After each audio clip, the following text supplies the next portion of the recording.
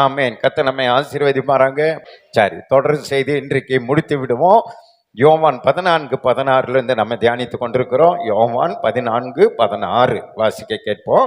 நான் பிதாவை வேண்டிக் கொள்ளுவேன், நான் பிதாவை வேண்டிக் கொள்வேன், அப்பொழுது என்றென்றைக்கும் உங்களுடனே கூட இருக்கும்படி, என்றென்றைக்கு உங்களுடனே கூட இருக்கும்படிக்கு சத்திய ஆவியாகிய வேறொரு தேற்றரவாளரை, சத்திய ஆவியாகிய வேறொரு தேற்றரவாளரை அவர் உங்களுக்கு தந்தருளுவார். அல்லேலூயா. இயேசுக்கு பாருங்க, போகும்போது சீஷர்கிட்ட சொன்னது, நான் உங்களுக்கு பணம் தரேன், பொருள் தரேன், இடம் தரேன், ஊர் தரேன், நீங்க போய் ஊழியம் செய்யுங்க அப்படிலாம் சொல்லல. நான் போறேன், உங்களுக்கு வேறொரு தேற்றரவாளரை பிதா தருவார். அந்த தேற்றரவாளர் உங்களை என்ன பண்ணுவார்? இந்த உலகத்துல ஆசீர்வாதமாய் நடத்துவார். ஊழியத்துல சகலவற்றை அவர் தருவார். நமக்கு 3 ஏக்கரை யார் தரணும்? அந்த ஆவியானவர் தான் நமக்கு தரணும். அல்லேலூயா. அதனால தான் நம்ம சர்ச்சில் அந்த ஆவியானவரை பாடி துதித்து அவரை மகிமைப்படுத்தும் பொழுது அவர் பார்ப்பாரு, இந்த சர்ச் பத்தாது, பெரிய சர்ச்சா நம்ம கட்டலான்னு அவர் திட்டமிடுவார். அல்லேலூயா. நம்முடைய மன விருப்பத்தை ஆவியானவர் நிறைவேற்றி தருவார். அதனால தான் ஆண்டவர் நமக்கு பணம் தரல, பொருள் தரல, இடம் தரல, ஒண்ணு தரல, அபிஷேகத்தை தந்திருக்கிறார். அல்லேலூயா. நான் ஆவியில நம்ம வளரும் போது என்னென்ன நடக்கும்னு உங்களுக்கு சொல்லிட்டேன். நீங்க அது செய்தியில கேட்டிருப்பீங்க. இன்னைக்கு நேரம் இல்லாததுனால தொடர்ந்து நம்ம ஆவியானவர் நமக்குள்ள இருந்தா என்னென்ன நடக்கும் லூக்கா 12ஆம் அதிகாரம் 11-12 வாசிங்க. அடுத்தது ஆவியானவர் நமக்குள்ள இருந்தா அவன் நமக்கு என்ன செய்யறாரு பாருங்க. அன்றியும் ஜெபாலய தலைவர்களுக்கும் துரைத்தனத்தாளர்களுக்கும் அதிகாரம் உள்ளவர்களுக்கும் முன்பாக உங்களை கொண்டு போய் விடும்போது எப்படி எண்ணத்தை மாறுதரமாக சொல்லுவோம் என்றும் எதை பேசுவோம் என்றும் கவலைப்படாதிருங்கள். ஆவியானவர் உங்களுக்குள்ள இருந்தா, உங்களுக்கு விரோதமா ஒரு போலீஸ் ஸ்டேஷன்ல கேஸ் கொடுக்குறாங்கன்னு வைங்களேன், பொய்யான கேஸ் கொடுக்குறாங்கன்னா நீங்க என்ன பேசலான்னு கவலைப்படாத. உனக்குள்ள ஆவியானவர் இருக்கிறதுனால நீ சும்மா போய் அதிகாரி முன்னாடி நில்லு, ஆவியானவர் உனக்கு சொல்லி தருவார்.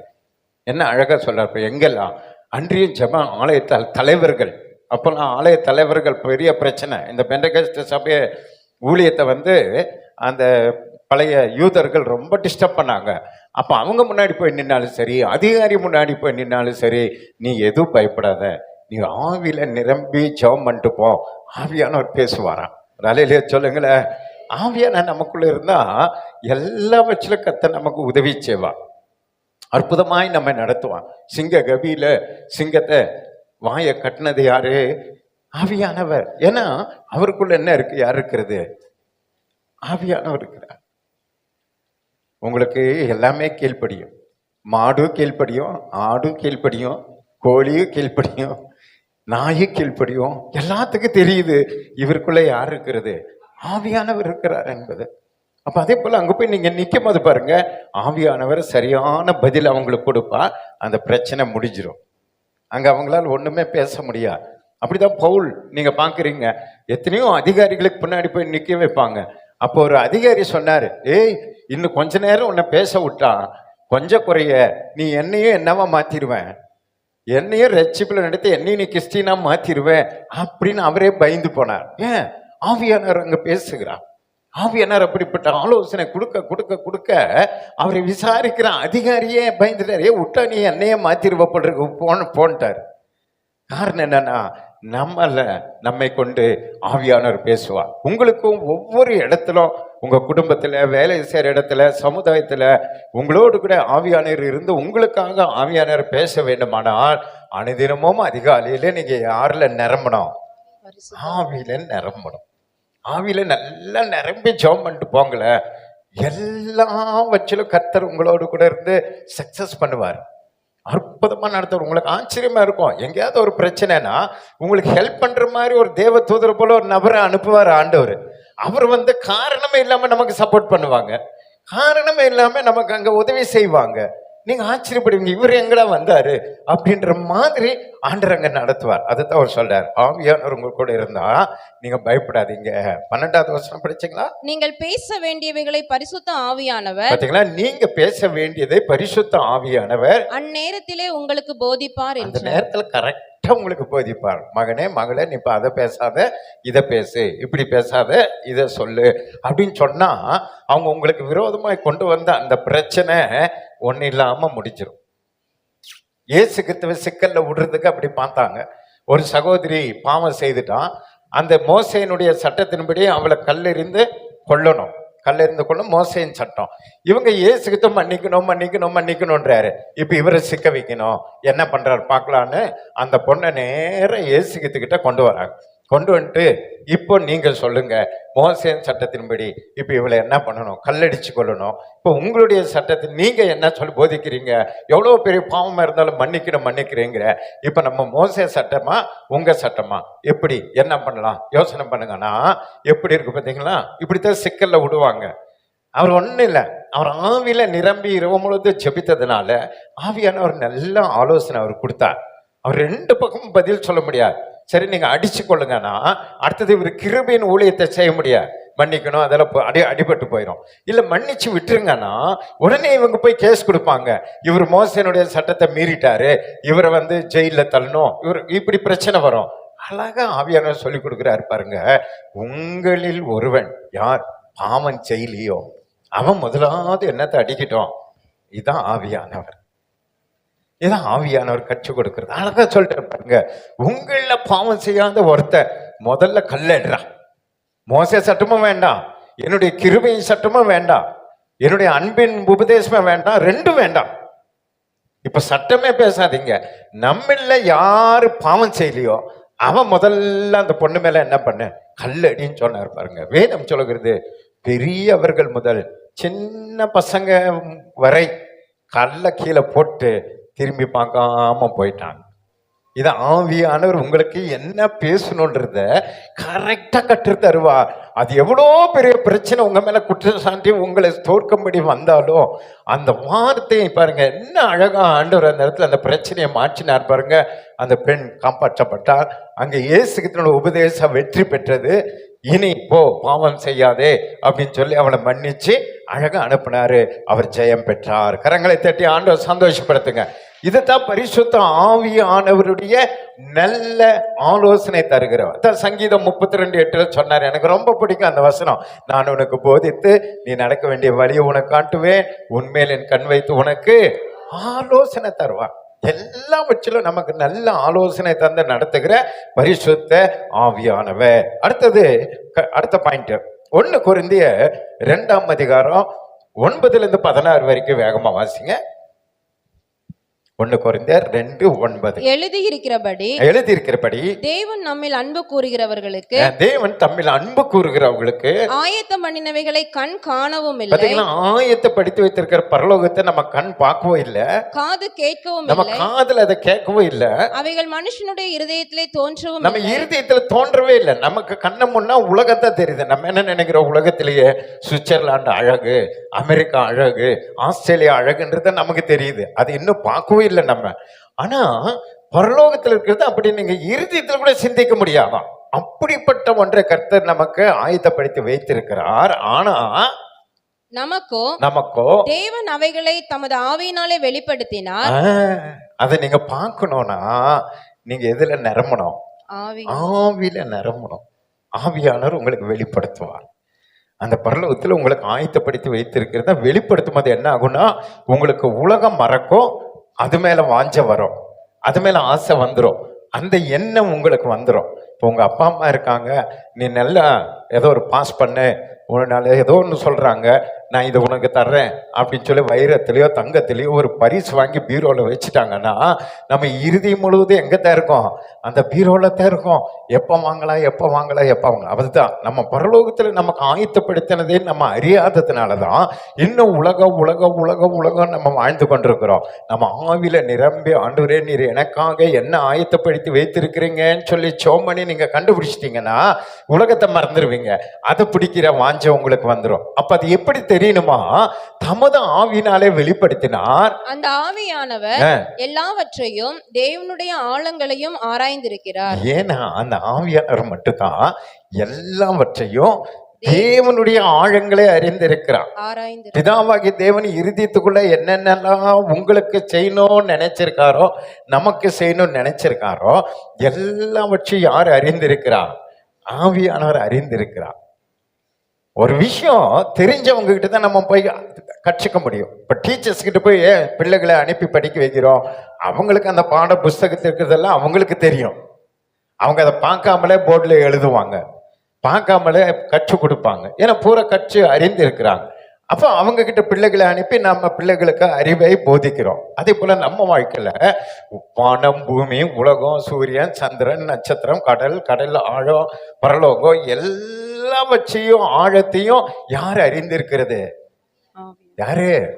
பரிசுத்த ஆவியானவர். உங்களுக்குள்ள இருக்கிற பரிசுத்த ஆவியானவர் அறிந்திருக்கிறார். அப்ப அவரை நீங்க அவருக்குள்ள இருங்க, அவர் உங்களை நிரம்பி இருங்க. அவர் பரலோகத்தில் இருக்கிற ரகசியத்தை உங்களுக்கு சொல்லுவாரு, பூமியில சொல்லுவாரு, இனி வரங்காரியங்களே சொல்லுவாரு. உங்க வாழ்க்கையில எல்லாவற்றையும் அவர் அறிந்து, அது தேவனுடைய ஆழத்தையே அறிந்திருக்கிறாராம். பிதாவாகி தேவன் என்ன நினைக்கிறாரு, இயேசு கிறிஸ்து என்ன நினைக்கிறாரு, எல்லாவற்றையும் அறிந்திருக்கிற ஒருவர் உண்டு என்று சொன்னா நான் பிரசங்கிக்கிற இந்த பரிசுத்த ஆவியானவர். அல்லேலூயா. அப்ப நீங்க எப்பொழுதுமே அந்த ஆவியில நிரம்பி நீங்க ஜெபிக்கிறவங்களா இருந்தீங்கன்னா இந்த ரகசியத்தெல்லாம் வெளிப்படுத்துவாராம். எப்படி வெளிப்படுத்துவார்? படிங்க. மனுஷனுள்ள ஆவியே அன்றி, மனுஷனுள்ள ஆவியே அன்றி மனுஷரில் எவன் மனுஷனுக்குரியவைகளை அறிவான்? இப்ப எனக்குள்ள இருக்கிறது உங்களுக்கு தெரியுமா? உங்களுக்குள்ள இருக்கிறது எனக்கு தெரியுமா? ஆனா உங்களுக்கு தெரியும், எனக்கு தெரியும். ஒருத்தருக்கு ஒருத்தர் நமக்கு தெரியாது, பாத்தீங்களா? அதே போலதான் படிங்க. அப்படி போல தேவனுடைய ஆவியே அன்றி, பரிசுத்த ஆவியானவரே அன்றி ஒருவனும் தேவனுக்குரியவைகளை அறிய மாட்டான். இயேசுக்கு எதை விரும்புகிறார்? பிதா எதை விரும்புகிறார்? இயேசு உங்களை கொண்டு என்ன செய்யணும்னு ஆசைப்படுறாரு? பிதா நம்மை கொண்டு, நம்முடைய சபையை கொண்டு என்ன செய்யணும்னு பிதா விரும்புறாரு. இது எல்லாவற்றையும் யார் மட்டும் அறிந்திருக்கிறது? ஆவியானவர் மட்டுமே அறிந்திருக்கிறார். உங்க பிள்ளைங்க என்ன படிக்கணும், எங்க போய் வேலை செய்யணும், அவங்க எப்படி எதிர்காலம் இருக்கணும், உங்களுக்கு எங்க பொண்ணு இருக்கு, எங்க மாப்பிள்ளை இருக்கு, அவங்களுடைய எதிர்காலம் என்ன, எல்லாவற்றையும் ஆவியானவர் மட்டும்தான் அறிந்திருக்கிறார். அதான் அங்க சொல்லப்பட்டிருக்கு. ஆவி அன்றி ஒருவனும் தேவனுக்குரியவர்களை அறிய மாட்டான். பிதாவாய் தேவனுடைய இருதயத்துல உங்களை குறித்து என்ன திட்டம் இருக்குன்றது நீங்க தெரிந்து கொள்ளணும்னா நீங்க யாரை பிடிச்சுக்கணும்? ஆவியானவரை பிடிச்சுக்கணும். ஆவியானவர்கிட்ட போய் கேட்கணும், ஆவியில நிரம்பணும். ஆண்டவரே, பிதாவாகி தேவனுடைய திட்டம் என்ன, என்னை குறித்த சித்தம் என்ன, என்னை ஏன் அழைத்தார், என்னை எதற்கு அபிஷேகம் பண்ணினார், எதற்காக என்னை ஆலயத்தில் அமர வைத்திருக்கிறார், என்ன காரணம் சொல்லுங்க, என்ன விஷயம் சொல்லுங்க. நீங்க கேட்டீங்கன்னா ஆவியானவர் உங்களுக்கு அதை வெளிப்படுத்துவார். மகனே, மகளே, உண்மையில இதுதான் சித்தம், இதுதான் ஆண்டவர் செய்றார். பாருங்க, ஒவ்வொரு ஊழியக்காரையும் வேதத்துல ஒவ்வொரு விதமா நடத்தினார். ஒரே மாதிரி எல்லாரையும் நடத்தல பாருங்க. அதே போலத்தான் நம்மையும் ஒவ்வொருத்தரும் ஒவ்வொரு விதமா கர்த்தர் நடத்துவா. அப்ப அதை நீங்க தெரிந்து கொள்ளணும், நீங்க புரிந்து கொள்ளணும்னா உங்களுக்கு உதவி செய்கிறவ பரிசுத்த ஆவியானவர் மாத்திரமே. புரிதண்டவர் அல்லேலூயா சொல்லுங்களேன். இதுதான் நம்ம தவறா எப்படி பயன்படுத்துறோம்னா, இப்ப பாஸ்டுக்குள்ள ஆவியானவர் இருக்கிறா, பாஸ்ட் கிட்ட போய் ஜோமனே ஆண்டவர் என்ன சொல்றாரு, ஆண்டவர் என்ன சொல்றாருன்னு எங்களை கேட்குறீங்க. நாங்க கரெக்டா சொல்றோன்றது எப்படி உங்களுக்கு தெரியும்? சில பாஸ்டர்ஸ் என்ன பண்ணுவாங்கன்னா குத்து மதிப்பா சொல்லி விட்டுருவாங்க. ஒரு குத்து மதிப்பா உங்க பையன் ஃபாரின் போவான் அப்படின்னு ஏதோ சொல்லிடுவாங்க. நடக்காது. ஜாக்கிரதையே இருக்கணும். சந்தோஷமா ராலையிலே சொல்லுங்க. எல்லாவற்றிலும் கர்த்தர் உங்களுக்கு வெளிப்படுத்துகிறவராக இருக்கிறார். யாரும் உங்களை ஏமாற்றக்கூடாது, யாரும் உங்களை வஞ்சித்து விடக்கூடாது. நீங்க ஜாக்கிரத்தோட உங்களை நீங்க ஜெபம் பண்ணணும். யாராவது ஒரு ஊழியக்காரர் உங்ககிட்ட வந்து, சிஸ்டர் உங்ககிட்ட போய் ஆண்டவர் போக சொன்னாரு, எனக்கு ஒரு 10,000 ரூபாய் தேவை இருக்கு, நான் ஜெபம் பண்ணேன், அதிகாலையில் ஜெபம் பண்ணேன், அப்படியே உங்க முகத்தை தான் காட்டினாரு, அதனால உங்க வீட்டுக்கு தான் அனுப்புறாரு, உங்க முகத்தை தான் காட்டினாருன்னு நீங்க அப்படியே ஏன் முகத்தை காட்டினாரா அப்படின்னு மயங்கிடக்கூடாது. புரியுது உங்களுக்கு? இப்படியெல்லாம் வஞ்சிப்பாங்க, இப்படியெல்லாம் ஏமாற்றுவாங்க. இப்போ ஆண்டவர் எப்படின்னா என்கிட்ட சொல்றாருன்னு வைங்களேன், இப்ப நேரம் நீ சுந்தரன் கடைக்கு போய் நீ இவ்வளோ காசு கேளு ஃப்ரீயா, கடனா இல்லை, ஆண்டவர் சொன்னாரு கொடுன்னு சொல்லி கேட்கணும்னா அங்கே சொல்லுவாரு. பாஸ்ட் வருவாரு, பணம் கேட்பாரு, குடு அப்படி முன்கூட்டி சொல்வார். இங்க பேதுருக்கிட்ட பேசுவாரு, அங்க கொர்நேலி கிட்டே பேசுவார். புரியுதா உங்களுக்கு? இது நீங்க ஆவியில நீங்க உணரணும். சும்மா பாஸ்டர்ஸ் வந்து சொன்னோன்னே உங்க முகத்தை காட்டினாரு, அந்த முகத்தை காட்டினாருன்னு நீங்க ஏமாந்துட்டு கஷ்டம் என்ன பண்ணக்கூடாது, அழக்கூடாது. இதான் ஆவியானவர். அதான் ஒரு திட்டமும் தெளிவா சொல்ற. ஆவியானவர் எல்லா உள்ளத்தையும் அறிந்து இருக்கிறான், எல்லா விஷயத்தையும் அறிந்து இருக்கிறான். அப்ப யாராவது உங்ககிட்ட வந்து கேட்டா, சரி அந்த ஆண்டவர் என்கிட்ட சொல்லட்டும் அப்புறம் தரேன் அப்படின்னு நீங்க சொல்லணும். இல்லைன்னா நம்ம இப்படிப்பட்ட வஞ்சிக்கிற ஆவிகள் நம்மளை என்ன பண்ணிரும், ஏமாற்றி நிறைய விசுவாசிகள் சொத்தை கொடுத்துருக்குறாங்க, அது போல பணத்தை கொடுத்து ஏமாந்து இருக்கிறாங்க. இப்போ அவங்க ஆவிக்குரிய வாழ்க்கையில இழந்து போய் நாங்க இந்த சர்ச்சை நம்பி போனோம், இவங்க இப்படி என்கிட்ட வாங்கி பாஸ்டர் ஏமாத்தி விட்டாரு அப்படின்னு பின்வாங்கி போனவங்கள நிறைய பேர் இருக்கிறாங்க. நிறைய பேர் இருக்கிறாங்க. காரணம் என்ன தெரியுமா? அவர்கள் ஆவியானவரோடு கூட தொடர்பு இல்லை, ஆவியானவர் அவர்கிட்ட கேட்கல, அவருடைய அந்த வெளிப்பாடு அவங்களால தெரியல, அதனால இழந்து போயிருக்கிறாங்க. ஆனால் உங்க வாழ்க்கையில அப்படி இல்லை. நீங்க ஏமாறாம இருக்கணும்னா நீங்க யாரோட தொடர்பு வைக்கணும்? ஆவியானவர்கிட்ட கேளு. ஆவியானவர் உங்களுக்கு சகலவற்றையும் அழகா கற்று தருவார். வாசிங்க. ஆ, உலகத்தின் ஆவியை பெறாமல் பாத்தீங்களா? நம்ம யாருடைய ஆவி பெறல. உலக பயப்படவே கூடாது. நீங்க பரலோக ஆவியை பெற்றிருக்கிறீங்க. தேவனோடு கூட பேசுகிற உறவாடுகிற அபிஷேகத்தை ஆண்டவர் உங்களுக்கு கொடுத்து அங்கீகாரம் பண்ணி இருக்கிறார். அதனால உலகத்தின் ஆவியை நீங்க பெறாம தேவனால் எங்களுக்கு அருளப்பட்டவைகளை தேவனால அருளப்பட்டவைகளை அறியும்படிக்கு பாத்தீங்களா? தேவனால அருளப்பட்டதெல்லாம் நீங்க அறிந்து கொள்ளலாம். அதுதான் பாக்கியவான்கள் பாக்கியவதிகள். கரங்களை தட்டி ஆண்டவர் சந்தோஷப்படுத்துங்க. நீங்க சாதாரணமான ஆட்கள் கிடையாது. பிரதமர்கிட்ட பேசுற வாய்ப்பு இல்லாம இருக்கலாம், முதலமைச்சர்கிட்ட நீங்க பேசுற வாய்ப்பு இல்லாம இருக்கலாம், ஆனா நீங்க சர்வ வல்லமுள்ள தேவனிடத்துல பேசுகிற வாய்ப்பை பெற்றவர்கள். அல்லேலூயா! எவ்வளவு பெரிய கிருபை பாருங்க, எவ்வளவு பெரிய பாக்கியம் பாருங்க. சாதாரணமானவங்க தான் நம்ம. ஆனா நம்ம கண்ணை மூடி கையென்று தூக்கி ஜெபம் பண்ணா பரலோக தேவன் உங்ககிட்ட பேசுறாரு. அல்லேலூயா! எத்தனை பேர் நம்புறீங்க? அதை பிராக்டிஸ் பண்ணுங்க. நீங்க மற்றவங்க கிட்டயே போய் ஜெபம் பண்றதை முதல்ல நிறுத்திட்டு நீங்க முதல்ல தேவனோடு கூட தொடர்பு கொள்ளுங்க. ஆண்டவர் அப்படிப்பட்ட ஒரு கிருபை நிறைந்த தேவன். படிங்க. தேவனிலிருந்து புறப்படுகிற ஆவியையே பெற்றோம். தேவனிடத்திலிருந்து புறப்படுகிற அபிஷேகத்தை நீங்க பெற்றுக்கிறீங்க. அவைகளை நாங்கள் மனுஷன் ஞானம் போதிக்கிற வார்த்தைகளாலே பேசாமல் பரிசுத்த ஆவி போதிக்கிற வார்த்தைகளாலே பேசி. பாத்தீங்களா? மனுஷன் போதிக்கிற மாதிரி நம்ம போதிக்கிறது இல்ல, பரிசுத்த ஆவியானவர் நமக்குள்ள இருந்து போதிக்கிறார். அல்லேலூயா! ஆவிக்குரியவைகளை ஆவிக்குரியவைகளோட சம்பந்தப்படுத்தி காண்பிக்கிறோம். பாத்தீங்களா? ஆவிக்குரியவைகளை ஆவிக்குரியவைகளோடு கூட சம்பந்தப்படுத்தி நாங்க என்ன பண்றோம்? காட்டுறோம். என்ன அழகா என்று சொல்ல சம்மந்தப்படுத்தி காட்டுகிறோம் என்று சொல்லுகிறார். 16 வரைக்கும் படிங்க. ஜென்ம சுபாவமான மனுஷனோ தேவனுடைய ஆவிக்குரியவைகளை ஏற்றுக்கொள்ளான். அவைகள் அவனுக்கு பைத்தியமாக தோன்றும். மற்ற உலகத்தில் இருக்கிறவங்களுக்கு பைத்தியமா தோணுது. நம்ம பேசுறதெல்லாம் அவங்களுக்கு ஒண்ணு புரியாது, பைத்தியமா தோணும். அவைகள் ஆவிக்கு ஏற்ற பிரகாரமாய் ஆராய்ந்து நிதானிக்கப்படுகிறவைகள் ஆனதால் அவைகளை அறியவும் மாட்டான். ஆமா, அறியப்பட முடியாது. அபிஷேகம் பெற்றவங்களுக்கு இந்த பைபிள் புரியாது, பிரசங்கமும் புரியாது, உங்களுக்கு ஒண்ணுமே புரியாது. ஆனா அபிஷேகம் பெற்றுக்கிற உங்களுக்கோ ஆவிக்குரியதை ஆவிக்குரிய வண்ணமாக கர்த்தர் உங்களுக்கு வெளிப்படுத்துவார். கரங்களை தட்டி ஆண்டவர் சந்தோஷப்படுத்த பார்க்கலாம். ஆவிக்குரியவன் எல்லாவற்றையும் ஆராய்ந்து நிதானிக்கிறான். ஆவிக்குரியவன் எல்லாவற்றையும் ஆராய்ந்து நிதானிக்கிறான். ஆனாலும் அவன் மற்ற ஒருவனாலும் ஆராய்ந்து நிதானிக்கப்படான். அத ஆச்சரியம். நீங்க எல்லாத்தையும் ஆராய்ஞ்சு கண்டுபிடிச்சிருவீங்க, ஆனா உங்களை ஒருத்தர் கண்டுபிடிக்க முடியாது. என்ன ஆச்சரியம் பார்த்தீங்களா? உங்களை ஒருத்தரும் ஆராய்ச்சி கண்டுபிடிக்கவே முடியாது. என்னால இந்த மனுஷன் இவன் செய்யறதெல்லாம் சக்சஸ் ஆகுது, இவன் சொல்றதெல்லாம் நடக்குது, இவன் ஜாலியா இருக்கிறான், சந்தோஷமா இருக்கிறான், நல்லா இருக்கு, ஒண்ணுமே புரியாது அவங்களுக்கு. ஆனா நீங்க எல்லாரையும் புரிந்து கொள்வீர்கள். உங்ககிட்ட பேசுறவங்க, உங்ககிட்ட வர்றவங்க, உங்ககிட்ட போறவங்க எதுக்கு வர்றாங்க, எதுக்கு எல்லாம் வச்சு உங்களுக்கு கர்த்தர் வெளிப்படுத்துவா.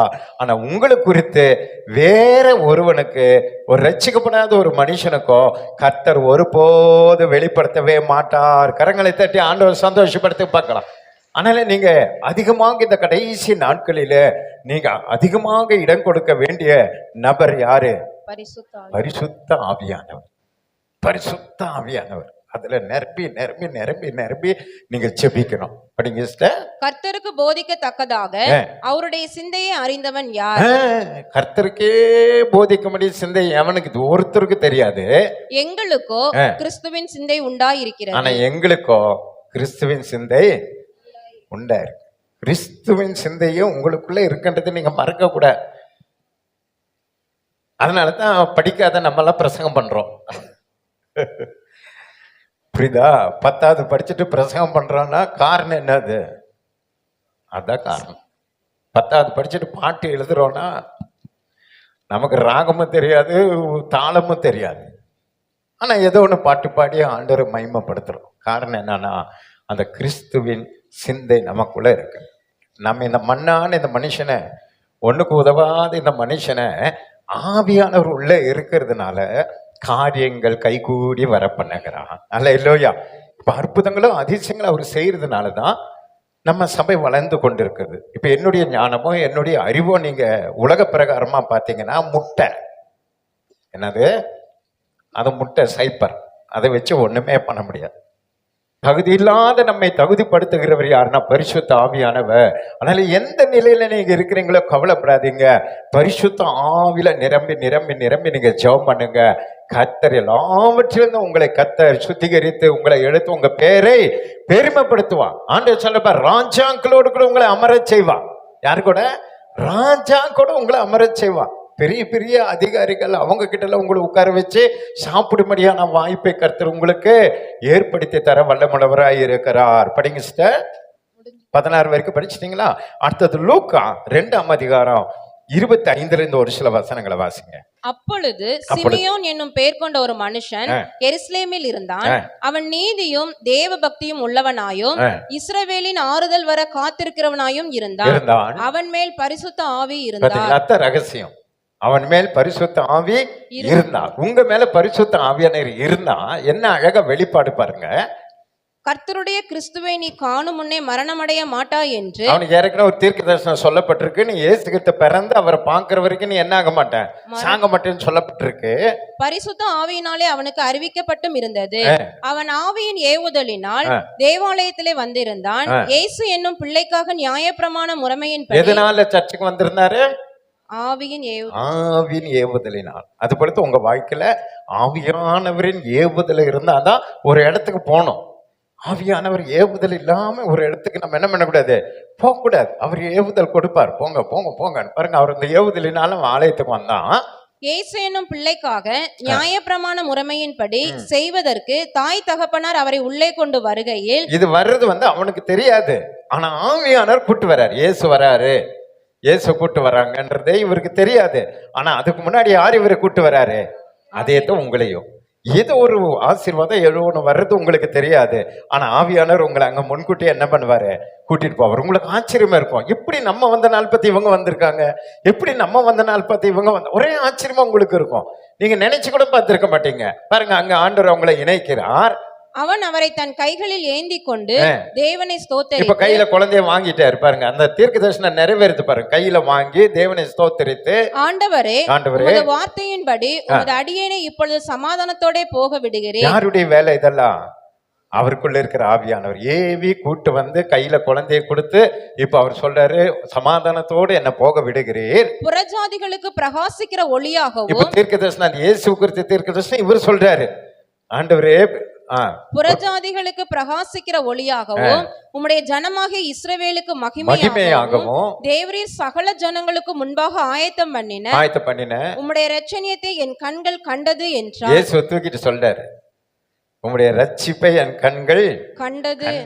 இருளில் இருக்கிற ஜனங்களுக்கு அப்புறம் இயேசு கிறிஸ்துவுக்கே ஒரு தீர்க்க தரிசனம் சொல்லுகிற ஒரு அபிஷேகம் அவன் மேல இருக்கு பாருங்க. அதே தான் உங்க கையில நீங்க ஏந்துகிற எது இருந்தாலும் அதை குறித்ததான காரியங்களை கர்த்தர் உங்களுக்கு வெளிப்படுத்துவா. எவ்வளவு பெரிய வெளிப்பாடு ஆவியானவர் பாருங்க. அதனால நீங்க பயப்படுகிற கூடாது. நீங்க பயப்படுகிறதுக்கு நீங்க என்ன பண்ணல, பயத்தின ஆவியை பெறல. நீங்க அப்பா பிதாவே என்று கூப்பிடத்தக்க பரலோகத்தின் அபிஷேகத்தை பெற்றிருக்கிறீங்க. என்ன அழகு. அந்த குழந்தையை பார்த்து தீர்க்கத்தை சொல்லிட்டு என்ன சொல்றாரு பாருங்க. அவரை குறித்து சொல்லப்பட்டவைகளுக்காக யோசேப்பும் அவருடைய தாயாரும் ஆச்சரியப்பட்டாங்க. அவங்க ஆச்சரியப்படுறாங்க. இவருக்கு எப்படா தெரியும்? அவங்களுக்கே அந்த குழந்தை பிறந்தது ஆச்சரியமா இருக்கு. ஆனா யாருக்குமே அவங்க சொல்லவே இல்லை. இப்படியெல்லாம் இந்த குழந்தை பிறந்தக்கு யாரும் சொல்ல. ஆனா இவரு சொல்றாரு, இந்த குழந்தை யாருன்றதை தூக்கணும்னு சொல்றாரு. அவங்க ஆச்சரியப்படுறாங்க. அதே போலதான் உங்களுக்குள்ள இருக்கிற பரிசுத்த ஆவியானவர் மூலமா உங்களை பார்த்து இந்த உலகத்துல நிறைய பேர் ஆச்சரியப்படுவாங்க.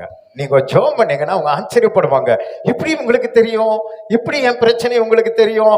எப்படி எனக்குள்ள இருக்கிற குழப்பம் இவங்களுக்கு தெரியும்? கரெக்டா சொல்லி ஜெபம் பண்றாங்க. கரெக்டா சொல்றோம் இல்ல, நம்ம கரெக்டா சொல்றாங்க. கரெக்டா சொன்னாங்க. அதுதான் சிமியோனுக்குள்ள இருந்த அந்த அபிஷேகம் உங்களுக்குள்ள இருந்தா, அவர் இயேசு கிறிஸ்துவுக்கே சொன்னவரு. நீங்க உங்களை சுற்றி இருக்கிற எல்லாருக்கும் நீங்க சொல்லலாம். கரங்களை தட்டி ஆண்டவர் சந்தோஷப்படுத்துங்க. அப்ப உங்க கூட இருக்கிறவங்க ஆச்சரியப்படுவார்கள். உங்க ஓனர் எல்லாம் ஆச்சரியப்படுவாங்க. எப்படி இவங்க கரெக்டா சொன்னாங்க, எப்படி முடியவே முடியாத கரெக்டா சொல்றாரு. அப்படிப்பட்ட ஒரு தீர்க்க தரிசனம் வர உங்களுக்கு வேணும்னா நீங்க ஆவியில நிரம்பி நிரம்பி நிரம்பி ஜெபம் பண்ணீங்கன்னா உங்க கையில எதை கொடுத்தாலும் அதை குறித்து கரெக்டா சொல்வீங்க. உங்க முன்னாடி யார் நின்னாலும் நீங்க கை வச்சு ஜெபம் பண்ணா அவர்களை குறித்து கடகடன்னு நீங்க சொல்வீங்க. அவங்க ஆச்சரியப்படும்படி உங்களுக்குள்ள இருக்கிற ஆவியானவர் கிரியேச்சார் பாருங்க. அவங்க குழந்தையினுடைய தகப்பனை தாய் என்ன பண்றாங்க? அவர் சொன்னதை பார்த்து ஆச்சரியப்படுறாங்க. நீங்க சொல்றதை பார்த்து உலகம் ஆச்சரியப்படணும்னா நீங்க நேரம் எடுத்து அதுக்காக நேரத்தை செலவழித்து ஆவியில நிரம்பி நிரம்பி ஜெபம் பண்ணுங்க. அது வீணுன்னு நினைக்காதீங்க. ஆவியில நிரம்பி ஜெபம் பண்ணுங்க. உங்களை எல்லாவற்றையும் கர்த்தர் உங்களுக்கு வெளிப்படுத்தி தருவார். கரங்களை தட்டி ஆண்டவர் சந்தோஷப்படுத்துங்க பார்க்கலாம். அடுத்தது 2 கொரிந்தியர் 12ஆம் அதிகாரம் 4வது வசனத்தை வாசிங்க. அவன் சரீரத்தில் இருந்தானோ சரீரத்துக்கு புறம்பே இருந்தானோ அதை அறியேன் தேவன் அறிவார். 2 கொரிந்தியர் 12:4 வாசிங்க. 12:4 தானே? அதில் ஆவியானவர் விடுதலை தருகிறாருன்னு இருக்கும். ஆதியாகமம் 1ஆம் அதிகாரம் 1-2 வசனத்தை வாசிங்க. ஆதியிலே தேவன் வானத்தையும் பூமியையும் சிருஷ்டித்தார். பூமியானது ஒழுங்கின்மையும் வெறுமையுமாய் இருந்தது. ஆழத்தின் மேல் இருள் இருந்தது. தேவ ஆவியானவர் ஜலத்தின் மேல் அசைவாடி கொண்டிருந்தார். பூமியானது என்ன பண்ணார்? ஆவியானவர் எல்லா தண்ணிக்குள்ள இருந்தது. இது உலகப்புற தண்ணிக்குள்ள இருந்தது. ஒழுங்கின்மையும் வெறுமையுமா இருந்தது. ஆனா ஆவியானவர் அதன் மேல அசைவாடணும்னு பாருங்க. தண்ணி எல்லாம் ஒரு பக்கம் கடலா கர்த்தர் மாற்றினாரு. ஆவியானவர் மாற்றினாரு. பூமி எல்லாம் தனியா மாற்றினாரு. அதுல அழகா எல்லாவற்றையும் ஒழுங்காக்கி கொடுத்தவர் யாரு? பரிசுத்த ஆவியானவர். அதே போல உங்க வாழ்க்கையில எதெல்லாம் மூடி கிடக்குதோ, எதெல்லாம் மறைத்து உங்களை மூடி இருக்குதோ, இந்த ஆவியின் அபிஷேகத்துல நீங்க நிரம்பி நீங்க ஜெபம் பண்ணீங்கன்னா உங்க வாழ்க்கையில எல்லாவற்றையும் ஒழுங்காக்குவா. தேவையில்லாதெல்லாம் போகும். உங்களை அலைச்சல், கண்ணீர், கவலைப்படுத்துறதெல்லாம் ஒதுக்கிடுவார் ஆண்டவர். எல்லாவற்றையும் ஒதுக்கிடுவாரு. எல்லாம் ஓரமா போயிடும். உங்களை அழகாய் மாற்றுவா, அற்புதமாய் மாற்றுவா. அப்ப நீங்க எதற்கு அந்த பிரச்சனையை கொடுக்கணும்னா ஆவியானவர் கையில கொண்டு வரணும். உங்க பிரச்சனையை ஆவியானவர் கிட்ட கொண்டு வரணும். கர்த்தர் மேல உன் பாரத்தை வைத்து விட. அவர் உன்னை நீங்க ட்ரை பண்ணக்கூடாது. நீங்க அந்த பிரச்சனையை பண்ணா உலகம் முழுவதும் இருந்த தண்ணி அத்தனையும் கடனால் தள்ள முடியுமா? நம்ம எந்த மோட்டர் வச்சாலும் தள்ள முடியாது. ஆனா ஆவியானவர் அசைவானதுனால பாருங்க எல்லாம் ஒழுங்கானது. எல்லாவற்றையும் எது என்னென்ன பண்ண எல்லாம் பண்ணி முடிச்சார். வெளிச்சத்தை உண்டாக்குனார், சூரியனை உண்டாக்குனார். எல்லாம் ஆவியானவர் தான். இயேசு சொல்ல சொல்ல சொல்ல சொல்ல அவர் உருவாக்கி கொண்டே இருக்கிறார். நீங்க சொல்ல சொல்ல சொல்ல சொல்ல எல்லாவற்றையும் கர்த்தர் உருவாக்கணும்னா உங்க வாழ்க்கையில எதெல்லாம் இடைஞ்சலா இருக்கு, எதெல்லாம் உங்களை கண்ணீர் விட வைக்குது, எதெல்லாம் உங்களை கஷ்டப்படுத்துது, அதெல்லாம் ஒரு ஓரமா விலகி ஓடி போகணும்னா உங்க மேல, உங்க குடும்பத்தின் மேல யார் அசைவாடணும்? பரிசுத்த ஆவியானவர் அசைவாடணும். அவ்வளவுதான். பரிசுத்த ஆவியானவர் அசைவாடணும்னா நீங்க அதிகாலையில தேவனை துதிக்கணும், பாடணும், மகிமைப்படுத்தணும், அவரை கூப்பிடணும். அவர் உங்க வீட்டு மேல வந்து உங்க குடும்பத்தை மேல அசைவாடும் போது பாருங்க வேண்டாததெல்லாம் ஓரம் கட்டுவாரு. உங்களை அழ வைக்கிறதெல்லாம் தள்ளி விடுவாரு. ஒழுங்கீனமெல்லாம் ஒழுங்காக்குவாரு. இருளெல்லாம் வெளிச்சமாக்குவாரு. உங்க வாழ்க்கையில ஒரு சுக வாழ்வை கர்த்தர் உங்களுக்கு கொண்டு பண்ணி தருவார். கரங்களை தட்டி ஆண்டவர் சந்தோஷப்படுத்துங்க பார்க்கலாம். ஆமென். கர்த்தர் நம்மை ஆசீர்வதிப்பாராக. அடுத்தது கடைசி எபேசியர் 1ஆம் அதிகாரம் 12 வேகமா ஒரு சில வசனங்களை வாசிங்க. எபேசியர் 1:12.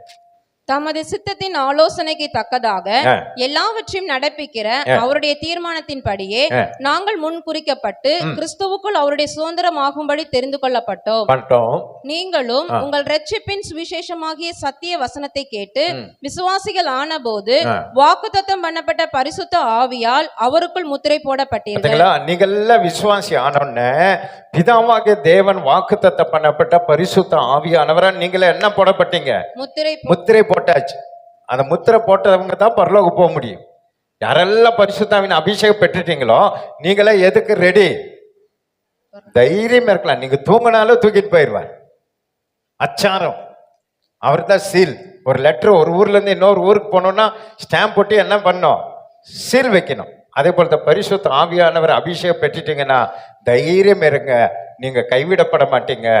அவர் உங்களை மறுரூபமாக்கி பரலோகம் கொண்டு போவார். அப்போ அந்த அபிஷேகத்தை பிதா நமக்கு தந்திருக்கிறார். அவருக்கு சொந்தமானவர்கள் அவருடைய மகிமைக்கு புகழ்ச்சியாக மீட்கப்படுவார்கள் என்பது. பாத்தீங்களா? அந்த சொந்தமானவர்கள், அபிஷேகம் பெற்றவங்க தான் ஆண்டவருக்கு சொந்தமானவர்கள். அதனால அவருடைய மகிமைக்காக உங்களெல்லாம் மறுரூபமாக்கி மீட்டெடுப்பார் என்பதற்கு ஆவியானவர் நம்முடைய சுதந்திரத்தின் அச்சாரமாய் இருக்கிறார். அவர் தான் அச்சாரம். மறுபடியும் வருது பாருங்க. அபிஷேகம் பெற்றுட்டீங்கன்னா நீங்க மறுரூபம் ஆயிட்டீங்க.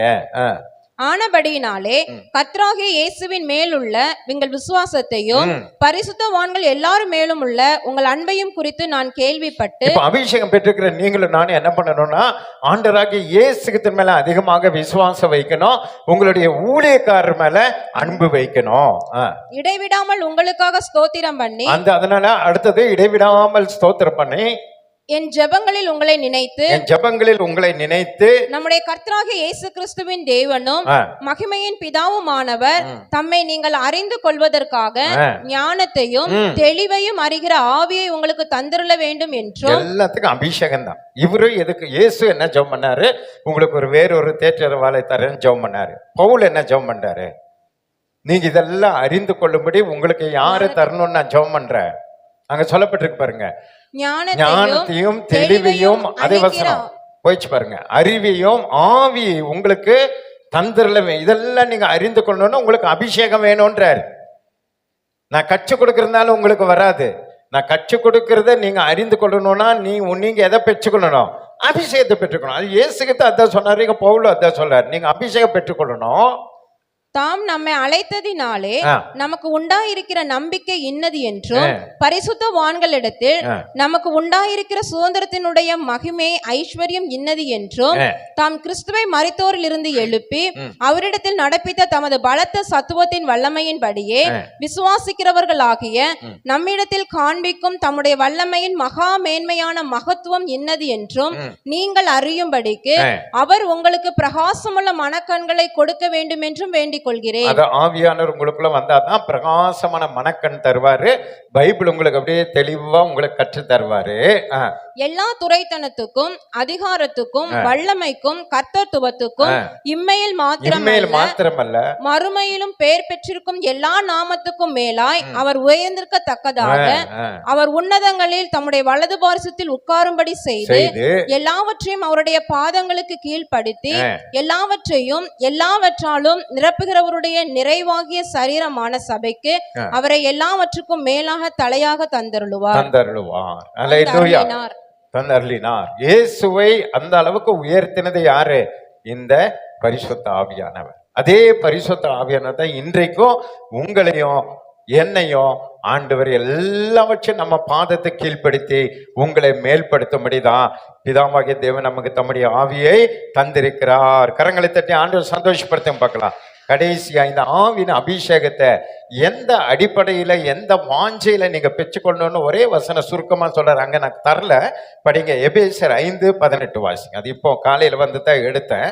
அதை படிச்சு நம்ம ஜெபம் பண்ண போறோம். துன்மார்க்கத்துக்கு ஏதுவான மதுபான வெறி கொள்ளாமல். பாருங்க, எதுக்கு ஒப்பிடுறாரு பாருங்க. நீங்க துன்மார்க்கத்திற்கு ஏதுவான மதுபான வெறி கொள்ளாமல் அப்படின்னா, வெறி நல்லா சாராய் குடிக்கிறவன் பேர் என்னது? துன்மார்க்கன் அப்படின்னு அங்க சொல்லப்பட்டிருக்கு. துன்மார்க்கத்திற்கு ஏதுவான மதுபான வெறி கொள்ளாமல் ஆவியினால் நிறைந்து. எங்க ஒப்பிடுறாரு பாருங்க, சாராயத்துக்கும் பரிசுத்த ஆவியானவருக்கும் அங்க ஒப்பிடுறாரு பாருங்க. அப்படின்னு என்ன அர்த்தம்னா, ஒரு சாராய் குடிக்கிற மனுஷன் பாருங்க, போதை இறங்க இறங்க இறங்க மறுபடியும் என்ன பண்ண விரும்புவான்? குடிச்சிட்டே இருக்கணும்னு நினைப்பான். எப்படா விடியணும் காத்துட்டு இருப்பான். நாம கூட ஜெபிக்கிறதுக்கு அப்படியே காத்துட்டு இருக்க மாட்டோம். காலையில 5 மணியான எங்க இருப்பான்? சாராய கடையில இருப்பான். இதை கண்ட்ரோல் பண்ண முடியாம இப்ப கவர்மெண்ட்ல என்ன பண்ணிட்டாங்கன்னா, 12 மணிக்கு மேல சாராய கடை திறக்கணும்னு சொல்லிட்டான். இவங்க அந்த 6ல இருந்து 12 மணி வரைக்கும் என்ன நடக்குதுன்னா, திருட்டு வியாபாரம் நடக்குது. புரியுது உங்களுக்கு? எது பண்ணாலும் நம்மளால கண்ட்ரோல் பண்ண முடியாது. இவனை கண்ட்ரோல் பண்ணவே முடியாது. 5 மணிக்கு அங்க போய் எங்க உட்காந்துக்கிறான்? சாராய கடையில உட்காந்துக்கிறான். ஏன்? அவனுடைய நினைவெல்லாம், அவனுடைய வாஞ்சை, அவனுடைய தாகமெல்லாம் என்ன தெரியுமா? அந்த சாராயத்துல நிரம்பிட்டே இருக்கணும், அந்த போதையிலே இருக்கணும். போதை மனைவி, பிள்ளைங்க, குடும்பம் எல்லாத்தையும் மறந்துடுறான். ஒன்னும் ஞாபகம் வருது இல்ல. அப்படிங்க இந்த ரோட்ல பாருங்க, நம்ம வந்தா கை காட்டுறானுங்க பசங்க. போறது நடந்து போக முடியல, வாஞ்சா அவனுக்கு. நமக்கே கை காட்டுவாங்க. 2 வீலர் ஆட்சி மெஸ் முன்னாடி நின்று பாருங்க, சும்மா கை நீட்டுறாங்க. எதுக்கு? அங்க பிராண்டு கிடையாது, கூப்பிட்டு போங்க. அவங்களுக்கு துடிக்குது. எந்த நேரத்திலையும் எதுல இருக்கணும்னு விரும்புறான்? அந்த போதை மயக்கத்திலேயே இருக்கணும்னு விரும்புறான். அதே தான் ஆண்டவர் இங்க அப்படியே டேர்ன் பண்ணி இங்க சொல்றாரு, நீ அந்த இதுல நிறையறதை விட பரிசுத்த ஆவியில் நிறைந்து அந்த வாஞ்சை நமக்கு இருக்கான். எப்பவுமே நான் ஆவியில நிரம்பி நிரம்பி நிரம்பி இருக்கணும். ஏன்னா நம்ம அதை அனுபவிக்கிறது இல்லை.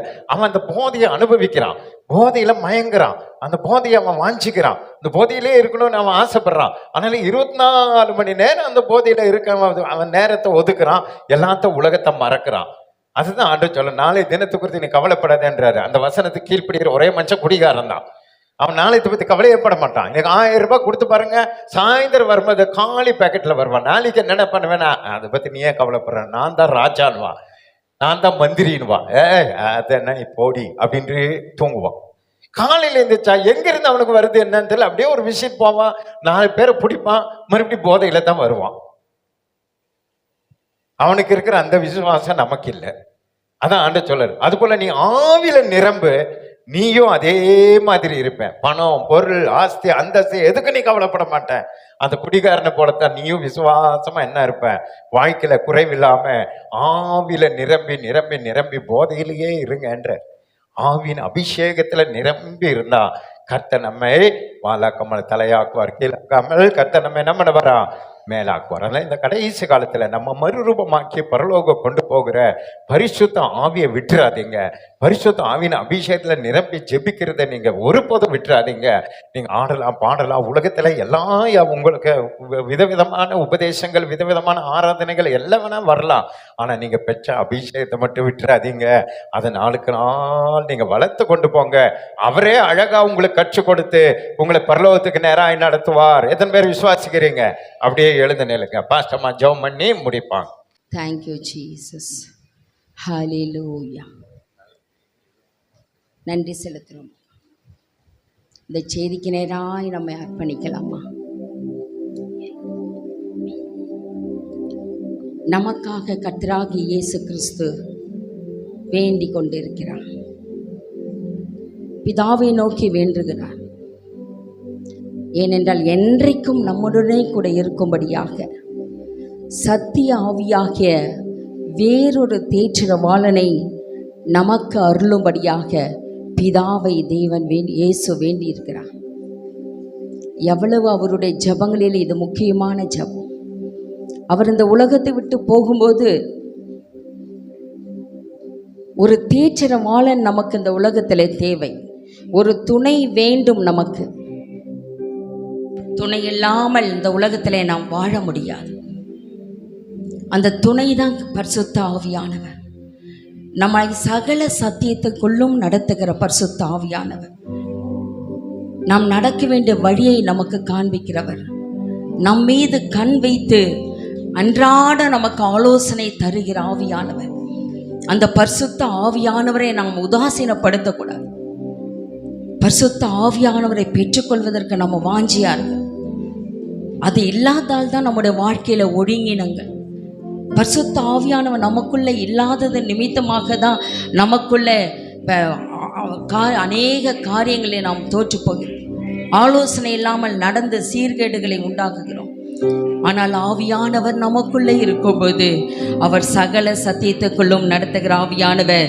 அவர் ஞானத்தையும் உணர்வையும் அருளும் ஆவி. ஓ ஹல்லேலூயா. ஆலோசனையும் பலனையும் தருகிற ஆவியானவர். கர்த்தருக்கு பயப்படும் பயம் என்னதென்று நமக்கு தருகிறார். அறிவை நமக்கு தருகிறார். இப்படிப்பட்ட ஆவியானவர் கர்த்தர் இயேசுவோடு இருந்ததினால தான் ஏசாயா 11ஆம் அதிகாரம் 2ஆம் வசனத்தில் வாசிக்கிறோம். ஞானத்தையும் உணர்வையும் அருளும் ஆவியும், ஆலோசனையும் பலனையும் அருளும் ஆவியும், கர்த்தருக்கு பயப்படும் பயத்தையும் அறிவையும் அருளும் ஆவியும் ஆகிய கர்த்தருடைய ஆவியானவர் அவர் மேல் இருந்தார். அவர் மேல் தங்கி இருந்தார். இயேசுவின் மீது இருந்ததுனால தான் இயேசு 33.5 ஆண்டு காலங்கள் இந்த இடத்துல பரிசுத்தமாய் உலகத்திலே ஜீவித்து பிதாவின் சித்தத்தை நிறைவேற்றினார். அருமையான தேவனுடைய ஜனமே, அந்த ஆவியானவரை நாம் பெற்றுக்கொண்டா போதும் நம்முடைய ஆயுள் நாட்களில் கர்த்தருக்கென்று வைராக்கியமுள்ள சாட்சிகளாய் வாழ முடியும். ஓ ஹல்லேலூயா. அவர் எல்லாவற்றையும் ஆராய்ந்து அறிந்திருக்கிற ஆவியானவர். உன்னுடைய எதிர்காலம் என்னதென்று அவர் அறிந்திருக்கிறார். உன் பிள்ளைகளின் எதிர்காலம், உன்னுடைய சுகம் சுகவீனம் எல்லாவற்றையும் அறிந்திருக்கிறார். உன் நீடித்த நாட்கள், எத்தனை நாட்கள் நாம் வாழ முடியும் என்று அறிந்திருக்கிறார். இருக்கிறார். அருமையான தேவனுடைய ஜனமே, நாம் பயப்பட வேண்டியதில்லை. எல்லாமே அறிந்த ஆவியானவர் நமக்குள்ள இருக்கும்போது நமக்கு பயம் எதற்கு? அதனால தான் ஆண்டவர் சொல்லான், அனுதினமும் பயப்படாதே, பயப்படாதே, நான் உன்னோடு கூட இருக்கிறேன், சகல நாட்களிலும் நான் உங்களோடு கூட இருக்கிறேன் என்று சொன்ன ஆவியானவர் இந்த ஆண்டு முழுவதும் கர்த்தர் நம்மோடு கூட இருக்கிறார். நம்முடைய ஆயுள் நாட்கள் முழுவதும் நம்மோடு கூட இருக்கிறார். உன்னுடைய எண்ணங்களை அறிந்த கர்த்தர், உன்னுடைய நினைவுகளை அறிந்த தேவன், உன்னுடைய பலம் என்ன, உன்னுடைய பலவீனம் என்ன, எல்லாவற்றையும் அவர் ஆராய்ந்து அறிந்திருக்கிறார். நம்ம என்ன பேசணும், யார்கிட்ட எப்படி பேசணும் என்பதை தேவன் அறிந்திருக்கிறார். அந்த ஆவியானவர் இருந்தா போதும். அதனால்தான் அனுதினமும் ஆவியிலே நிறைந்து ஜெபிக்கணும், அபிஷேகத்தால் நிறைந்து ஜெபிக்கணும்.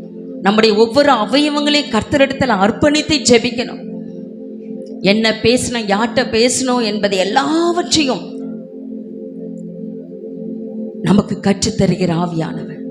அதிகாரி கண்களை தயவு கிடைக்க பண்ணுகிற ஆவியானவர். உன்னுடைய எஜமான் கண்ணில், உங்களுடைய ஓனர் கண்ணில், உங்களுடைய அதிகாரி கண்களை தயவு கிடைக்க பண்ணுகிற ஆவியானவர். எங்க போய் வேலை கேட்கணும், எங்க கிடைக்கும் என்பதை கர்த்தர் நம்முடைய அலைச்சல் இல்லாமல் தேவன் நம்மை வழிநடத்துகிற ஆவியானவர். அனுதினமும் காலையில் எழுப்பி ஆண்டவர்கிட்ட நம்ம ஆவியிலே நிறைந்து அர்ப்பணித்தா போதும், கர்த்தர் நேர்த்தியாய் நம்மை நடத்தி செல்லுவார். ஹல்லேலூயா, thank you Jesus, thank you Jesus. நன்றி செலுத்துறோம் அப்பா. ஆவியின் ஏவுதினாலே சிமியோன் தேவாலயத்துக்கு போனது நிமித்தமாக இயேசுவை கண்டார். இயேசுவை கண்ட இந்த ரட்சணத்தை கண்டேன் என்று சொல்லப்பட்டிருக்கிறது. ரட்சிப்பை தருகிற இயேசுவை அவர் கண்டது கூட அவர் காத்திருந்தார். ஏவுதலினாலே தேவாலயத்துக்கு போனார்.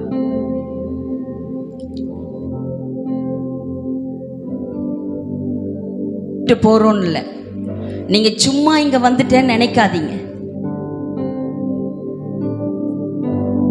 கூட இருப்பதினால் தானே அந்த தேவ பயம் உங்களை பற்றி கொண்டிருக்கிறது. இன்று ஞாயிற்றுக்கிழமை நான் ஆலயத்துக்கு செல்லணும், ஆண்டவரை ஆராதிக்கணும், தேவனை தரிசிக்கணும், அவருடைய வார்த்தையை நான் கேட்கணும். எல்லாவற்றுக்கும் தேவன் நம்மை அழகாய் நடத்தி வந்து கொண்டிருக்கிறார். அவருடைய வார்த்தைக்கு மாத்திரம் கீழ்ப்படிந்தா போதும், நம்மை கீழாக்காமல் மேலாக்குவா. கடன் வாங்காமல் கடன் கொடுக்க கர்த்தர் ஆசீர்வதிப்பா.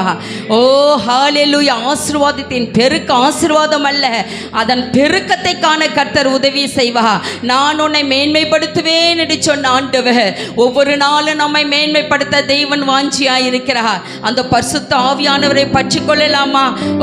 ஹல்லேலூயா, thank you Jesus, ஹல்லேலூயா, ஹல்லேலூயா. உமக்கு நன்றி செலுத்துறோம் அப்பா, உமக்கு நன்றி செலுத்துறோம் ஆண்டவரே, நன்றி செலுத்துறோம் அப்பா. இம்மட்டுமாய் நீர் எங்களோடு கூட ஆண்டவரே நீர் இடைப்பட்டீர், அதற்காய் நன்றி ஆண்டவரே. ஹல்லேலூயா. அன்றாட நாங்கள் எங்கள் வாழ்க்கையிலே எல்லா நேரங்களிலும் ஆவிலே நிறைந்தவர்களாய் காணப்பட எங்கள் பேச்சு, நடத்தை, செயல், சிந்தனை எல்லாவற்றையும் இந்த கால வேளையில உம்மிடத்திலே நாங்கள் அர்ப்பணிக்கிறோம் அப்பா. உங்க சித்த மாத்திரம் எங்கள் ஒவ்வொருவருடைய வாழ்க்கையில நிறைவேறட்டும். ஹல்லேலூயா. தகப்பனே உம்மை ஸ்தோத்திரிக்கிறோம் ஐயா.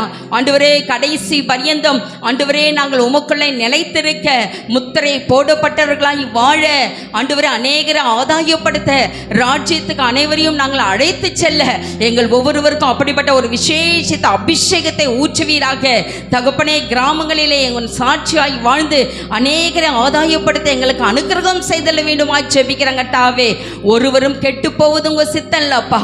இந்த வார்த்தையை, இந்த சத்தியத்தை கேட்ட உம்முடைய பிள்ளைகள் அனுதினமும் பரிசுத்த ஆவியினாலே நிறைந்து போதிக்கப்பட்டு தங்கள் கிரியைகள், நடத்தைகள் எல்லாவற்றிலும் பரிசுத்தமாய் வாழ கர்த்தர் நீர் அனுக்கிரகம் செய்தல வேண்டுமாய் ஜெபிக்கிறோம். உங்க இரக்கம், உங்க கிருபை, உங்க காருண்யம், உங்க தயவு எங்கள் மீதும் எங்கள் சபை மக்கள் மீதும் காணப்படட்டும் அப்பா. நீர் இல்லாமல் ஒரு அணுவும் அசையாது ராஜா. நீங்க இல்லாமல் எங்களால் வாழ முடியாது. பரிசுத்த ஆவியானவரே நீர் இல்லாமல் எங்களால் எங்களால் ஒன்றும் செய்ய இயலாது. ஓ, எல்லாவற்றிலும் எங்களோடு கூட நீர் இருந்து துணையாய் நின்று எங்களுக்கு வழி நடத்த வேண்டுமாய் ஜெபிக்கிறேன் கர்த்தாவே. உம்முடைய பரியந்தம் எங்களோடு கூட இருப்பீராக. விசேஷமாய் கூட கர்த்தாவே, இந்த நாளிலே ஆலயத்துக்கு வந்த உம்முடைய பிள்ளைகளை ஆசீர்வதிங்க. என்னென்ன தேவையோடு வந்தார்களோ அந்த தேவையை எல்லாம் கர்த்தர் நீர் சந்தித்து சமாதானத்தோடு அனுப்ப வேண்டுமாய் ஜெபிக்கிறேன் கர்த்தாவே. பலவீனங்கள், வியாதிகள், போராட்டத்தின் மத்தியிலே உம்முடைய பிள்ளைகளுக்கு ஒரு பரிபூர்ண சுகத்தை கர்த்தர் நீர் கட்டளிடுவீராக. ஆரோக்கியத்தை வரப்பண்ணுவீராக. ஆண்டவரே, சங்கீதம் 103 வாசிக்கிறோம், அவர் உன் அக்கிரமங்களை எல்லாம் மன்னித்து உன் நோய்களை எல்லாம் குணமாக்கி உன் பிராணனை அழிவுக்கு விலக்கி மீட்டு உன்னை கிருபையினாலும் இரக்கங்களினாலும் முடிசூட்டி நன்மையினால் உன் வாயை திருப்தியாக்குகிறார். கழுகுக்கு சமானமாய் உன் வயது திரும்ப வாழ வயது போலாகிறது என்று சொல்லப்பட்டிருக்கிறது. ஓ, அப்படிப்பட்டதான கிருபைகளினால் ஆசீர்வாதங்களால் எங்களை நிரப்ப வேண்டுமாய் ஜெபிக்கிறேன் கர்த்தாவே. ஓ, உம்முடைய மகிமை எங்களை ஆளுகை செய்யட்டும். ஓ, உங்க பிரசன்னம் எங்களை ஒவ்வொருவரையும் ஆளுகை செய்யட்டும் ராஜா. தொடர்ந்து எங்களை காத்துக்கொள்ளுங்க. அன்று நான் உன்னை மறப்பதில்லை என்று சொன்னீரே, ஒரு நாள் எங்களை மறந்து விடாமல் எங்களை கரம் பிடித்து நடத்துங்க. ஓ, நீ என்னால் மறக்கப்படுவதில்லை என்று சொன்னீரே. ஓ, அதற்காக உமக்கு நன்றி செலுத்துகிறோம் அப்பா. அப்பா, உமக்கு நன்றி செலுத்துகிறோம். விசேஷமாய் கூட கர்த்தாவே, செய்து கொடுத்த உம்முடைய தாசனை இன்னும் அநேக லட்சங்களுக்கு கர்த்தர் பயன்படுத்துவீராக.